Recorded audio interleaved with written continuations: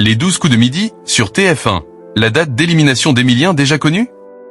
Champion incontesté des 12 coups de midi, sur TF1, Emilien pourrait voir son aventure dans le jeu de Jean-Luc Reichmann s'arrêter au début de l'été vaincre Emilien. Une mission impossible? Pas forcément, à en croire le journaliste Clément Garin.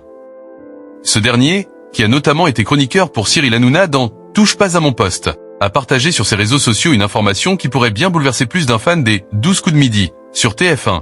La date d'élimination d'Emilien du jeu animé par Jean-Luc Reichmann serait d'ores et déjà connue. Le jeune homme Emilien a été éliminé lors d'un tournage en début de semaine, a posté Clément Garin sur son compte X mercredi. Cette fois-ci, ce n'est pas une blague. L'éviction du champion vendéen des 12 coups de midi, sur TF1 devrait donc arriver dans les prochaines semaines et plus précisément, toujours selon les informations de notre confrère, le dimanche 6 juillet 2025. Une information qui pourrait être démentie par Jean-Luc Reichmann lui-même, qui évoque régulièrement dans les médias l'incroyable parcours du candidat dans son programme. Ou confirmée, mais sans doute pas avant le début des grandes vacances estivales.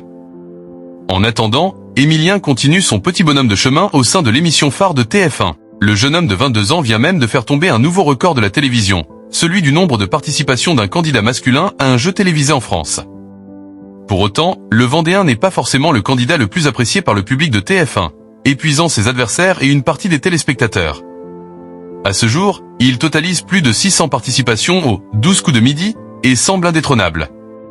Sa cagnotte s'élève à plus de 2 396 300 €, à laquelle il faut rajouter de nombreuses voitures ou encore des consoles de jeux. Pour rappel, Emilien a vécu sa première participation au programme animé par Jean-Luc Reichmann le 25 septembre 2023. Soit près de 2 ans d'antenne.